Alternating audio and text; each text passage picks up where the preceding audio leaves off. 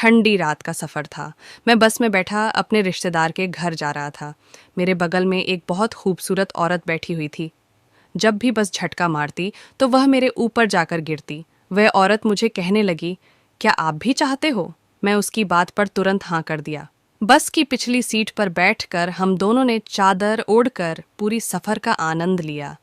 ये बातें उस समय की है जब मेरी पत्नी से थोड़े अनबन चल रही थी। हमारी भी शायद 20-25 दिनों से कुछ नहीं हुआ था।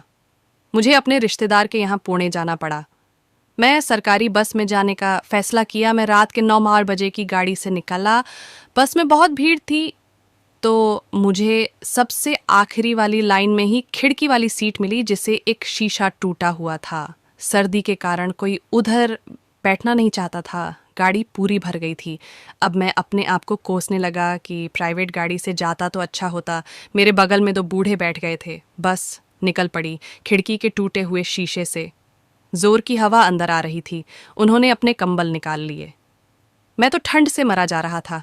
ऐसे में गाड़ी औरंगाबाद रुक गई। जो लोग उतर गए, उनकी जगह जो लोग खड़े थे वह लपक कर बैठ गए। मैं अपनी जगह फंस गया। मेरी बाजू वाले बूढ़े भी आगे चले गए थे। बस फिर चल पड़ी। आकर 1 घंटे के बाद बस एक हाईवे पर रुक गई और मैं भी नीचे उतरा। मेरे खाना खाने की इच्छा नहीं थी। बस टहल रहा था कि पास में एक जनरल स्टोर था। वहाँ पर शोकेस में वह लोग पैक लगे हुए थे। उसे देखकर मेरे मन में हलचल होने लगी। वहाँ से तो कुछ लोगों ने पैकेट खरीदे। मैं उस दुकानदार के पास गया और उससे पूछा कि कोई जुगाड़ हो सकता है क्या। वह बोला, साहब अकेले सफ़र कर रहे हो क्या? मैंने जवाब दिया।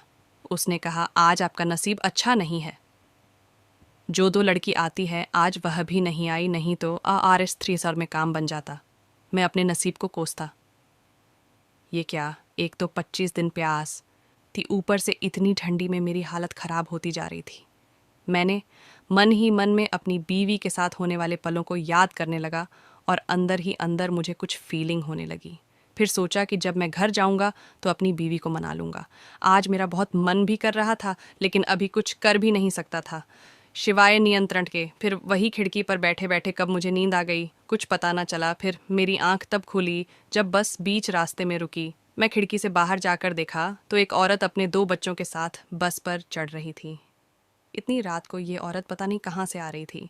औरत देखने में काफ़ी खूबसूरत भी थी। वह किसी भी तरीके से नहीं लग रही थी कि वह 2 बच्चों की माँ हो। बस कंडक्टर ने उस औरत को बस के अंदर करके बस का दरवाज़ा फिर से बंद कर दिया।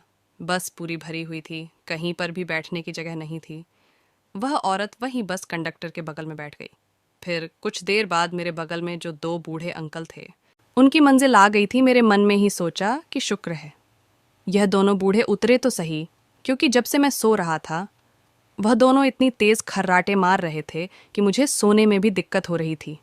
और ऊपर से ठंड की वजह से तो मेरी और हालत ख़राब हो रही थी। मेरे बगल की सीट खाली हुई तो औरत वहाँ आ गई और मेरे बगल में आकर बैठ गई। साथ ही उसके 2 बच्चे भी थे। मुझे देखकर वह औरत थोड़ा शर्म आई। मैं भी उसे देखकर हल्की सी मुस्कान दी और फिर बस चलने लगी। बस जब चल रही थी तो टूटी खिड़की से हवा बहुत तेज़ आ रही थी, जिससे ठंड और ज़्यादा लग रही थी। तो उस औरत को भी ठंड लगने लगी। उसने अपने बैग में से एक कंबल निकाला और ख़ुद अपने बच्चों को उड़ा दिया। ठंड ज़्यादा लगने की वजह से मेरा शरीर तो कब कपाने लगा था। ये देखकर वह औरत कहने लगी, अगर आप बुरा ना माने तो मेरे पास एक एक्स्ट्रा कंबल है। अगर आप लेना चाहते हैं तो मैं आपको दे सकती हूँ। ये सुनते ही मैंने तुरंत उसे हाँ कह दी, क्योंकि मेरे पास और कोई रास्ता नहीं था।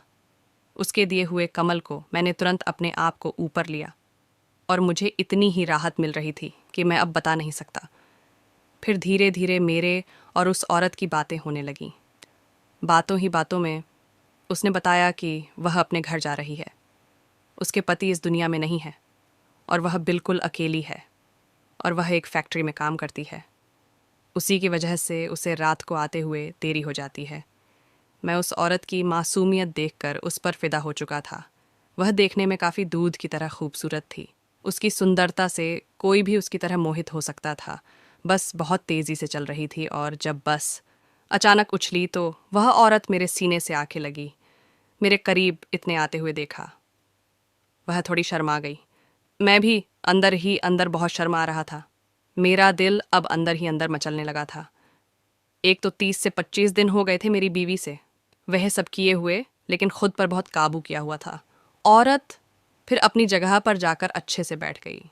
फिर जब बस चलने लगी तो धीरे धीरे हमारे दोनों बाजू की कोहनी एक दूसरे के साथ लगने लगी थी। उसके बच्चे तो अच्छे से सो रहे थे, पूरी बस के लोग इतनी ठंड में सो रहे थे। कुछ लोग जाकर मोबाइल में बातें कर रहे थे। मेरी बस की लास्ट सीट, तो इसी वजह से कोई भी हम लोगों की तरफ बिल्कुल भी ध्यान नहीं दे पा रहा था। मैंने अपनी चादर ली और फिर सोने का नाटक करने लगा। धीरे धीरे जैसे बस चल रही थी, हम लोग एक दूसरे के शरीर के साथ टकरा रहे थे। कभी उसकी हाथों की कोनी मेरी कोनी पर लगती तो कभी मेरा हाथ उसकी जिस्म पर लगता।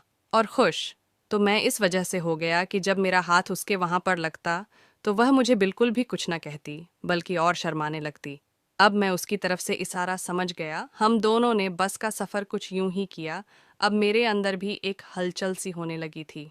अब मैं खुद को रोक नहीं पा रहा था। अब मैं कमर में से अब उसका हाथ पकड़ लिया। जब मैं उसके हाथ पकड़ा तो वह मुझे तभी कुछ ना बोली। अब मुझे 100% इशारा मिल गया कि वह भी अब चाहती है। फिर उसने अपना कंबल निकाल कर अपने बच्चों को दे दिया। फिर वह भी मेरे साथ मेरी कंबल में आ गई।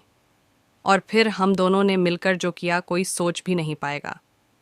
रात के अंधेरे में चलती हुई बस में एक दूसरे से प्यार का इजहार किया। मैं जब उसका हाथ पकड़ा था तो वह काफ़ी ज़्यादा मुलायम था। औरत बहुत ही ज़्यादा हसीन थी। जब गले लगी तो उसने बहुत इंतहा खुशबू आ रही थी, जो मुझे उसकी तरफ और ज़्यादा खींच रही थी।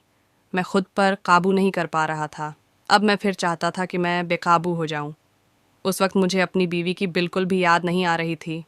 अब मैं उस वक्त बस इन्हीं पलों को गुजारना चाहता था। फिर वह औरत मुझसे कहने लगी कि वह अभी कुछ देर बाद बस से उतर जाएगी क्योंकि उसकी मंजिल आने वाली है। यह सुनकर मैं बहुत उदास हूँ, लेकिन उसने मुझे कहा कि आप चिंता मत करो, आप भी चाहे तो मेरे साथ मेरे घर पर चल सकते हो। मैंने उसे कहा, ये कैसे हो सकता है? उसको क्या हो सकता है? मेरे घर में सिर्फ मेरी माँ रहती है और वह भी उस वक्त सो रही होगी। किसी को कुछ भी पता नहीं चलेगा और हम दोनों फिर मिलकर प्यार करेंगे। हमें एक दूसरे से कोई झूदा भी नहीं कर पाएगा। अब उसके मुंह से प्यार का शब्द सुनकर मैं तो बस व्याकुल हो उठा था। मैं तो बस कैसे भी करके अब सब कुछ करना चाहता था कि एक तो वह बहुत ही हसीन और खूबसूरत थी और उसके जिस्म से भी इतनी खुशबू थी, तो मुझे उसकी तरफ खींचते ही जा रही थी। मुझे खुद पर काबू न रहा और मैं भी उसे कह दिया कि मैं भी उसके साथ बस से उतर जाऊंगा। मेरा जिस्म अब बहुत टाइट हो गया था। अब मैं अभी वैसा चाहता था जो वह चाहती थी, तो हम बस से उतरे। तब वह मुझे अपने साथ एक घनी से जंगल में ली गई। मुझे लगा कि शायद यह यही सब चाहती है। मैं तो अंदर ही अंदर बहुत खुश था। मुझ पर एक तो पता नहीं क्या हुआ कि वह जैसा जैसे कहती गई मैं उसके साथ वैसा वैसा करता गया और उसके साथ उसी रास्ते पर जाता रहा जहाँ घना अंधेरा था और आसपास बिल्कुल जंगल था। उस जंगल के बीचों बीच एक छोटी सी कुटिया बनी हुई थी। मुझे लगा कि शायद यही इसका घर है। अब मैं अंदर ही अंदर तड़पने लगा और वह भी मेरे साथ तड़प रही थी। जब हम दोनों उस कुटिया के अंदर गए तो अंदर का मंजर देखकर तो मैं तो चौंक उठा था। उसने अपने दोनों बच्चों को एक रूम में कर दिया और दूसरे रूम पर मुझे अपने साथ ले आए। उस रूम पर एक बहुत ही मुलायम बिस्तर लगा हुआ था। मैं जैसे ही उस बिस्तर पर बैठा वह मेरे करीब आने लगी थी और करीब आते ही उसने मेरे शर्ट का बटन खोलने शुरू कर दिया और फिर मेरे साथ वह सब किया जो मैं करना चाहता था। लेकिन जैसे ही हम वह करके उठे, पीछे से 3 हटते कट्टे आदमी मेरे सामने आ गए। उन सबको देखकर मैं तो चौंक उठा था और मैं जब उस औरत से पूछा कि यह आदमी कौन है तो वह मुस्कुराने लगी और इतनी तेज हंसने लगी जैसे कि वह कोई शैतान हो। अब मुझे समझ में नहीं आ रहा था कि आखिर मैं क्या करूं, क्योंकि यह मेरे साथ क्या हो रहा है। अब वह लोग इतना मुस्कुरा भी क्यों रहे थे? वह दोनों आदमी मेरे करीब आए और मेरी गिरबन पढ़कर कहने लगे कि जितने पैसे तुम्हारे पास है वह अभी के अभी निकाल कर दो, नहीं तो हमने तुम्हारी वीडियो बनाई हुई है। यही वीडियो तुम्हारी बीवी को और पूरी दुनिया वालों को हम दिखा देंगे। यह सब सुनकर तो मेरे पैरों तले ज़मीन खिसक गई। इसका क्या मतलब था? जब वह औरत की तरफ मैंने देखा तो वह कहने लगी कि तुम जैसे बेवकूफ़ मर्द जो अपनी बीवियों के हो नहीं सकते, फिर दूसरी औरत के क्या होंगे? तुम जैसे आदमियों को मैं ऐसे ही अपनी उंगलियों पर न चाहती हूँ। तुम जैसे आदमी को मैं ऐसे ही अपने खूबसूरती दिखाकर मदहोश करती हूँ, उसके बाद सब कुछ करके उन्हें ब्लैकमेल करती हूँ। अगर वह मेरी डिमांड पर इतना पैसा नहीं देते तो मैं उन्हें किसी लायक नहीं छोड़ती। यह सुनकर तो मेरे पसीने छूटने लगे। अब मेरा शरीर जो पहले गर्म था पूरा ठंडा पड़ गया था। मैं सोच भी नहीं सकता था यह भोली सी सूरत वाली औरत कितनी बड़ी सातिर होगी। अब मेरे पास कोई रास्ता नहीं था। मैं रिश्तेदार के घर जाने के लिए जितने पैसे लिए थे मैं उन सबको वह पैसे दे दिए, लेकिन उन सब ने मुझे तब भी जाने ना दिया। मैं चाहता था कि जैसे तैसे भी करके मैं यहाँ से निकल जाऊँ, लेकिन वह लोग कहने लगे कि अभी के अभी मैं उन्हें आर्स 5,000 दूँ। इतनी बड़ी रकम सुनकर तो मेरे पैरों तले से ज़मीन खिसक गई। मैंने उन्हें कहा कि मैं इतनी बड़ी रकम तुम्हें कहाँ से लाकर दूँ। मेरे पास जो भी पैसे थे मैंने वह तुम लोगों को देती है, लेकिन वह मुझे और धमकाने लगे। कहने लगे कि हम तुम्हें जान से ही मार देंगे अगर तुमने पैसे ना निकाले। उन्होंने मेरे पास से मेरा एटीएम कार्ड निकाल लिया था।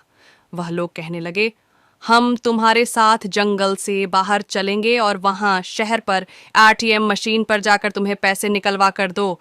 उसके बाद तुम अपने रास्ते निकल जाओ और हम अपने रास्ते निकल जाएंगे। अगर तुमने वहां से कुछ भी चालाकी की तो तुम्हारी यह वीडियो हम तुम्हारे घर वालों को दिखा देंगे। वह लोग मुझे इस वजह से ज़्यादा धमका रहे थे क्योंकि बस में मैंने उस औरत को अपने घर का पता भी बता दिया था।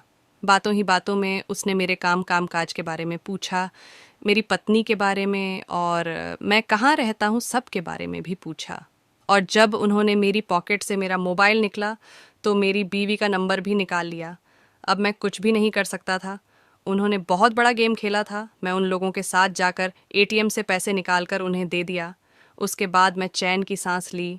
उसके बाद मैंने ठान लिया कि जिंदगी में कभी भी मैं किसी भी गैर औरत पर बिल्कुल भी विश्वास नहीं करूंगा और हमेशा अपनी बीवी के साथ रहूंगा। और मैं रिश्तेदार के घर जाना भी कैंसिल कर दिया। मैं तुरंत वापस अपने घर चला गया और अपनी बीवी से बहुत माफ़ी मांगी, लेकिन मैंने उसे कुछ नहीं बताया। मैंने तो उसे यही कहा कि मैं तुम्हारे बिना नहीं रह सकता, इसलिए मैं वापस तुम्हारे पास आकर ये सुनकर बहुत मुस्कुराए और वह मेरे सीने से लग गए। अब हम दोनों ने मिलकर वह किया जो कई दिनों से हमने नहीं किया था। तो दोस्तों, इस कहानी से हमें यही सीख मिलती है कि जिंदगी में कभी गलत रास्ते पर नहीं चलना चाहिए। धन्यवाद दोस्तों।